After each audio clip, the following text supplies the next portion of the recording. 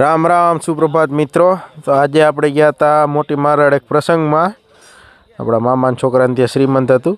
ત્યાંથી પછી આપણે આવીને શાકભાજી ઉતાર્યું. હાલો આપણે મેથી તોડ લઈએ. હાલો શું કરો તેજભાઈ તમે? મેથી ક્યાં માં સામું જો તમે પાલક તોડો, તોડી લ્યો. હાલો હજી તોડો, હજી તોડી લ્યો. જાજી બધી આપણે થેપલા ખાવા છે ને. બસ એમ નિરાયતે હવે ઢગલો કરી દો. પછી સાંજે આપણે ગયા રીલ શૂટ કરવા. એક મિત્રની મદદ કરે, વિવેકભાઈ ને જયભાઈની આપણે રીલ શૂટ કરવામાં.